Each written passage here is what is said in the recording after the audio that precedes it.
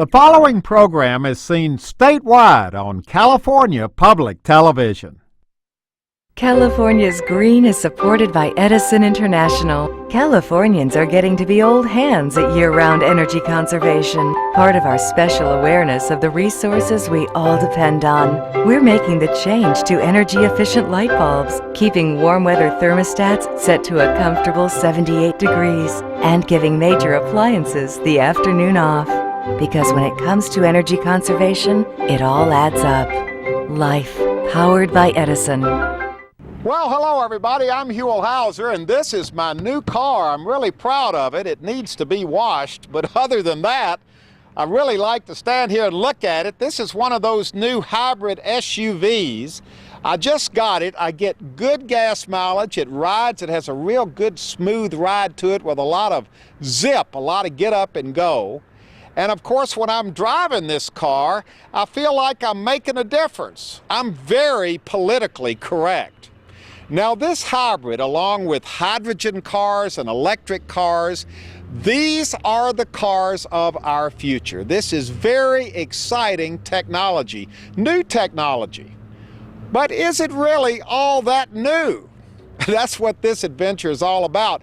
We're getting ready to go back in time to look at some new technology that ends up being old. Old technology that is very green. Okay, we are starting our green car adventure, and to do so we have come to one of the, well, this is a beautiful setting. This is one of the best car collections not only in California but anywhere in the entire United States. Skip, let everybody know where we're standing right now. Hewell, you're here in the Nethercutt Collection, the Nethercutt Museum in Sylmar, California. Like you said, one of the premier automobile museums in the world. We have over 240 automobiles, most on exhibit from 1898 through the 1960s. It's an amazing setting too. You have them all shined up and on display. You have two huge buildings here. Mm-hmm. This is open to the public, and I'm sure that you have lots of people coming through here in awe of the cars they see. All the cars are restored to their absolute as-new condition. Boy, they are so shiny you could shave in the reflection of these cars. But we are not here to talk about shiny old cars. We are here to talk about new car technology that ends up being old. And we have definitely, for that, come to the right place. Okay, we've come outside the building and we're standing in front of this beautiful little red car right here, and let's just set the stage. All of us think electric cars are state-of-the-art, pushing the envelope on technology. This is an electric car, and it dates back to 1914. It's a Rouse Lang electric, and it was built in Cleveland, Ohio. But now this wasn't even the earliest electric car. No. There were many before this? Yeah, before this there were cars from the turn of the century. That were electric? 1900s, yeah. All electric? All electric. Okay, let's look at this one. This one is 1914. 1914. It's got California 6311 horseless carriage on the front. Right, that's a special plate for the horseless carriage cars in California. All right, let's open this baby up and see I guess we're going to see the batteries, right? See the batteries up, yeah, the batteries up front and the rear, but oh boy, there they are. Now these are new batteries. These are new batteries. The batteries that were original to this car are not available. They were glass case batteries with wooden structures between them, and they're just not available anymore. But the batteries would have filled this area right here. They would indeed. Now, was this a big deal? Were electric cars considered a big deal back when they came on the scene? Well, they were easy to drive. They were known as ladies' cars. Little old lady from Pasadena originally drove an electric car. She didn't drive a GTO. So it was marketed to women. Yes, exactly. And when you see the interior of this car, you'll understand that. It's very ladylike. Well, let's look at the interior. Now, there would have been batteries in the front. And there in would the have back. been batteries back here, just like the same thing. Right. So there would have been front and back batteries. Yes. Then we go inside. Oh boy, this has a good feel to it. Let's look in there and, oh, this is definitely a feminine interior. It is indeed. That is so plush. It's beautiful. And it's like these are like a little love seat in here. And look at the way the door, is this all the way it That's would have? restored to its absolute original condition. This lace tape, this is a window lift. This lifts the window up and down, and the material is correct also. Wow. It's got a good sturdy. Yeah. It's I hope I'm not putting my fingerprint on it. You don't worry about mind it. that, do you? Not at all. Now, how many of these were sold? How big a deal were electric cars in the early part of the century? There were thousands, literally thousands of these cars sold. They sold from, I'd say, 1905 and 6 through almost to the 20s. Were they more expensive than the regular combustion engine? No, they were about the same. They had their limitations, however. You couldn't travel cross-country in an electric car. It's a town car. It's a car for maybe 40 miles. So people would still have to plug them in. Plug them in, and each car came with a large battery charger, and that was the routine. Every night you plugged it in and charged your batteries for the next day. All right, it's one thing to look at this car. It's another to get in it and hit the road. Okay, we are off on our electric car ride, circa 1914, and it is smooth. You can't hear anything. It's all electric. We're speeding down the highway, John. How fast are we going? Oh, probably about 10 miles an hour. Now, what was the max back then? At 20 to 25 maximum. So this really was a car to go around town. Yes, exactly. City speed limits, of course, were a lot lower than they were out on the highway, so it wasn't that much of a concern, only doing 25 miles an hour. And this car was so quiet, it probably didn't even scare the horses, did No, it? I'm sure it didn't. Now, I'm watching you drive this car. First off, there's no steering wheel on this car. What is this thing called? It's called a tiller. A tiller. It took the place of the steering wheel. You just push the lever forward to turn to the left, pull it back to turn right. Now, why wouldn't they have a steering wheel on the car? Well, mainly because of the configuration of the vehicle. Sitting in the back seat, it didn't really lend itself well to have a steering wheel in the way. We are sitting in the back seat. That's right. Why? Well, it just... You're driving from the back seat. That's just the way the car was configured, so that all the controls and everything worked properly, and it gave you the best visibility. It gave room for a couple of passengers in the front. And that's kind of bizarre. There are two seats in front where people would have been sitting and basically blocking the view for the driver out the front window. That's right. You had to look around them in order to see. Now, what's this you've got your left hand on over here? That's the throttle control. So how does that work? Well, you push it forward for a faster forward speed, and then when you come to a stop, you pull it back to neutral, and then if you want to reverse, you push a lever with your heel and pull it back, and the vehicle will reverse. So this was about as simple as it comes. This was an easy car to manufacture and to learn how to drive. That's very true. Yeah, very few moving parts as compared to an internal combustion car. Easy car to maintain? Yes. Very little maintenance. You have a speed control switch that needed some lubing, batteries that needed some watering occasionally, and of course you had to keep up on your tires and the pressure in them, but beyond that there really wasn't much to do to it. Now when people come in the museum and tour the museum, are they surprised that they made electric cars that many years ago? Yes, they are. You know, they went out of use by the late 20s at the latest, so a lot of people didn't even have a clue that electrics were used in the early 1900s. Well, now we're moving. This is a nice old riding car here. Yeah, it's fully suspended, and it rides real well down the roads. Of course, the roads of the day would have been considerably rougher than this. Even though we hit a few bumps here and there, they would have been a lot worse. Yeah. Well, there's certainly a definite feel to being in this car, isn't there? And Oh, it has sure its is. own presence to it. Yeah, it sure does. It sits up kind of high, you know. At times we kind of call it a phone booth on wheels because of the way it sits, but it does pretty well. Well, from the electric car, and boy, that was a nice ride too, Skip. We are moving now. We're into phase 2, and I'm not sure what we're looking at right now, but I think it's important in the evolutionary process, isn't it? Yes, Huell, this is a 1921 Owen magnetic hybrid. Hybrid. It's a electric transmission and a gasoline engine. Well, now, wait a minute. That's what I'm driving now. See, there's nothing new. Everything is just recycled.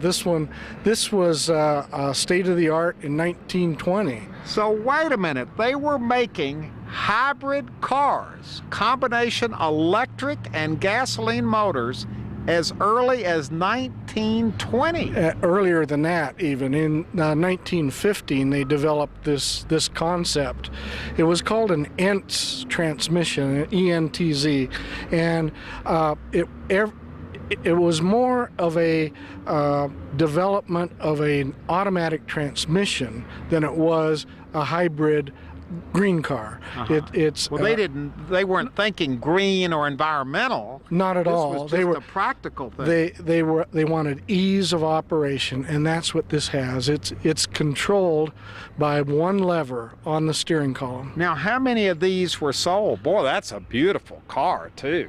I think there were over 1,000 of these sold.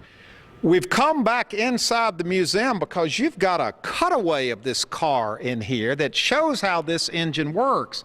This is very interesting, even for someone who doesn't really know that much about cars. Yeah, it's a display chassis. We've opened up the transmission, taking the cover off of it, and put on a plexiglass cover so that the public can see how the electric motor works, the generator. So wait a minute, this is the electrical part of it. Yeah, this is all electrical. So this electric feeds in to the gas engine up here. Backwards, the other way around. The gas engine drives the generator that drives the transmission, and there's no mechanical coupling between the engine and the differential.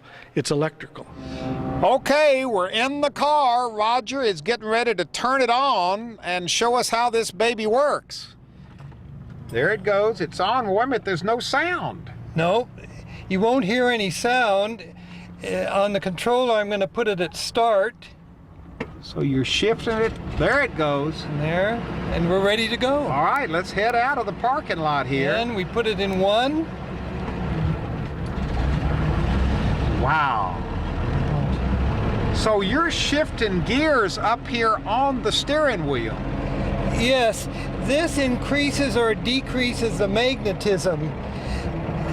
And we control the speed by the accelerator pedal on the floor. When we stop, I put it in neutral. When we're ready to go again, put it in 1. Go down to 2, 3, 4, and there's high gear. And what is this called? This is the controller. The controller. And it controls the amount of current going to the transmission. See it progressively, can you hear it progressively change? Yeah. Now we're into like a fourth gear, and then into direct drive.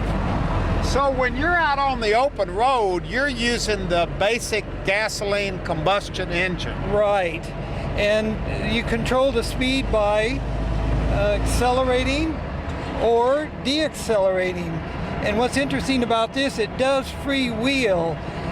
There is no compression, so if you want to help stop the car, I move this controller to neutral, and this B is a brake. Now feel that braking? Now this is more complicated than that electric car. Well, yes, a little more sophisticated, but it's more flexible, and it's very simple to drive. just accelerator, brake, and it's all control from the steering column. So what was the appeal of this car? Well, the smoothness, the control, you didn't have to declutch, you didn't have to synchronize gears. It was just ease of control. He shifted it down to third, down to fourth. Then you're going to shift it down to High gear, high gear. which is So- like a direct drive. You put it in high gear and away we go. Mm-hmm. Wow. Boy, now when you're riding in this car, you feel like you got a good piece of machinery underneath. Yeah, now see it accelerate, and it'll really get up and go. It'll do probably 65 very easily. A gas engine, an electric motor, and it's a very simple design. So this wasn't brain surgery. No, it wasn't. They already had gas engines, they already had electric motors, and Mr. Entz connected the two together and came up with this design.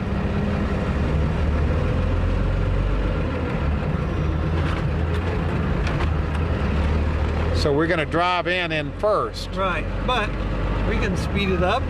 I could even put it in high gear and watch it lug the engine. See what that's doing? Wow. Or back into first gear, and You have doesn't fun work. driving this car, don't you? Oh, very much so. It's very easy, and it doesn't steer too bad. It doesn't have power steering, but it's pretty direct and operates very nice. It's a pleasure to drive, really. And I think if they had continued on with this transmission, we might be driving cars today that had electric transmissions other than oil or hydraulic transmissions that we have today. And for the economy, save on a lot of oil. There's no oil in this transmission. It's just all electric and a couple of bearings, and that's it. Very simple. From electric to hybrid to Steam. steam. Yes, this is a 1925 Doble steam car.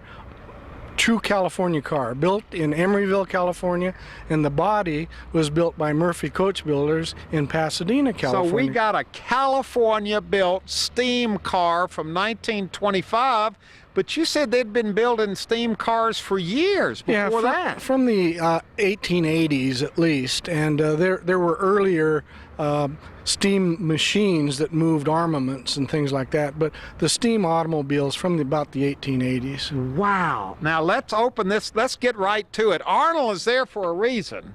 He's going to be driving us around in this steam car, but he's also going to turn this thing on for us, and this is amazing. First, should we just turn it on and see what happens? Yeah.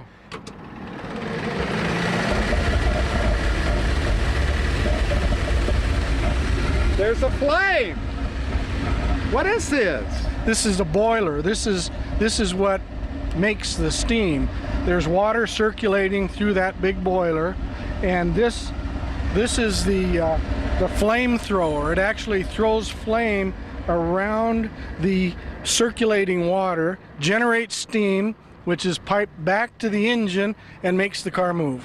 When he turns the ignition key, what happens? He's starting a blower motor down here, and he's also, this is a spark plug. Look at this little spark plug right here. You don't really want to do this in your modern car. Put your spark plug right by your carburetor.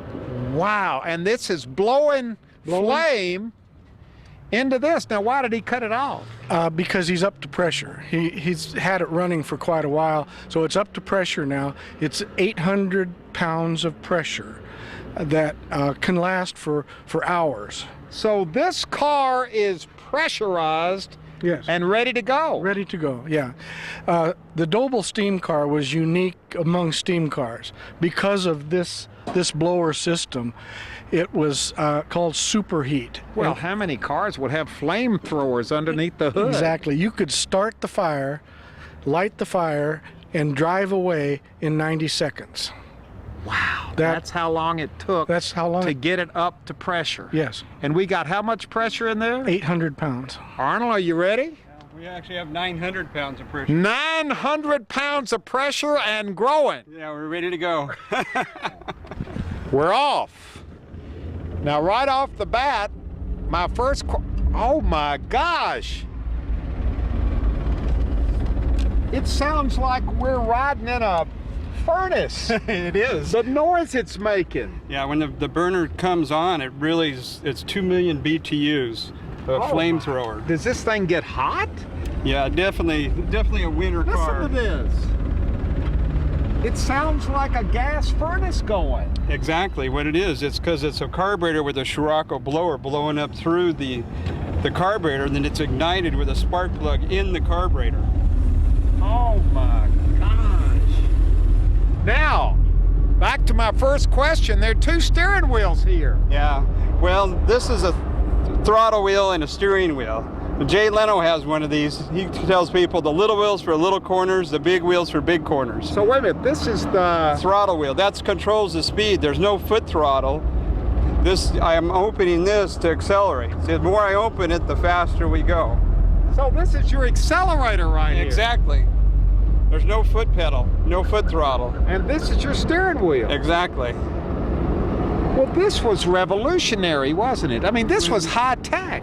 Yeah, well, they did this for safety. It has a lock and a key because they're worried about a runaway, because you have 1,000 pounds of torque at virtually 1 RPM. Now, are we running on, what are we running on right now? Well, we're running on steam pressure. We've got 950 pounds of steam. And how long will that last us if we're out on the road? This car has a range of 1,500 miles on a tank of water and about 500 miles on a tank of fuel. Now, why aren't all cars run this way now? Well, because the sheer elaborate system to run this car, it's, to make and maintain the steam to do this kind of pressure and speed. Boy, the sound of this. And in this car, it's called a draft booster that was added into it. Howard Hughes owned this car, and he did over 130 miles an hour in this car in 1925. Wait a minute, Howard Hughes owned this particular car? Yeah, it was custom built for him. Murphy Coach Builders was commissioned by him to build this disappearing top Murphy Roadster for him. That's why this is a California car. It's Exactly. a Howard Hughes California car. Exactly. Whoa! Yeah, see, it's got a lot of acceleration. It's a steamer, all right. Yeah. Well, just the way it's configured now, it'll average 75 to 80 miles an hour going down the freeway easily and maintain this kind of pressure. Wow. Now this is riding in a car. Yeah, it's a high-performance steam car. Now in the old days, in the early days of automobiles, the idea of a steam car was not that foreign. People were used to steam cars. Exactly. Well, because of steam locomotives. From the 1800s, that was the technology then. Yeah. And then, people were coupling them into automobiles. It made logical sense. Exactly. To use the steam engine. Yeah, everybody was geared up. Most mechanics knew how to work on a steam engine. Yeah. Okay, here we go. We're gonna get, and there goes the steam.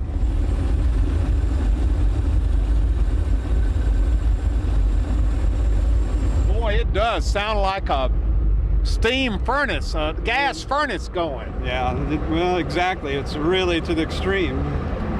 Okay, here we go. We're full throttle right now.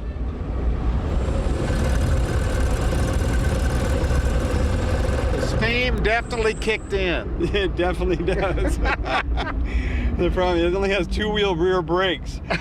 So it's kind of hard to stop. 2-wheel mechanical rear brakes. It's not like a modern car with 4-wheel power brakes.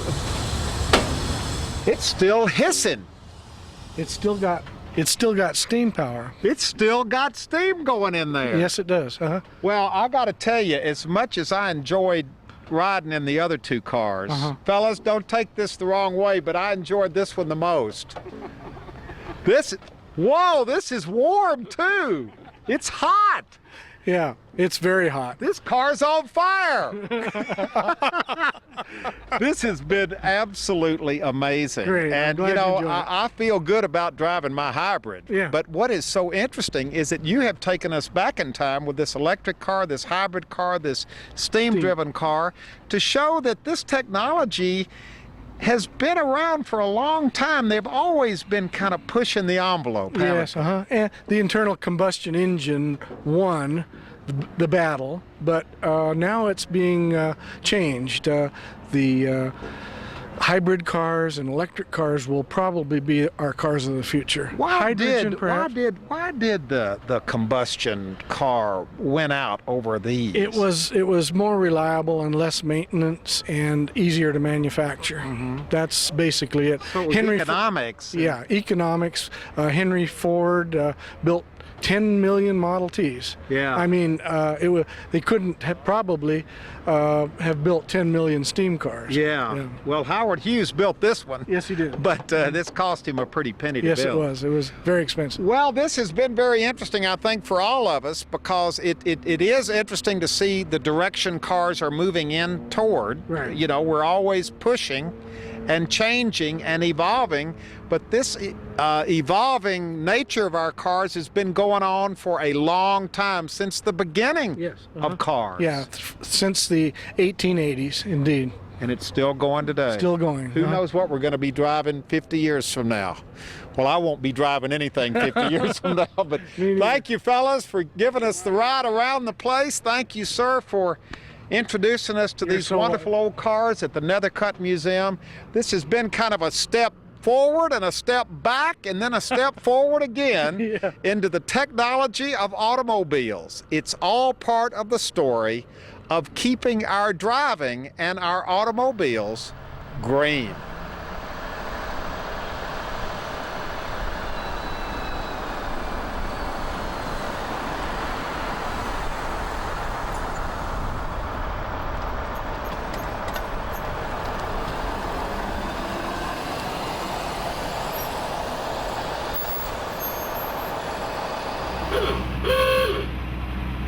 Do that again for me.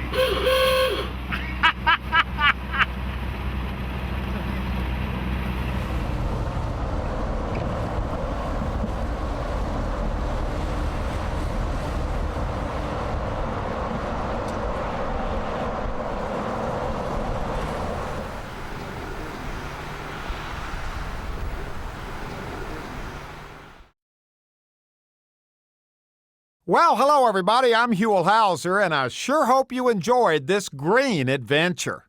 If you'd like to see it again, share it with family or friends, or perhaps donate a copy to your local school or library.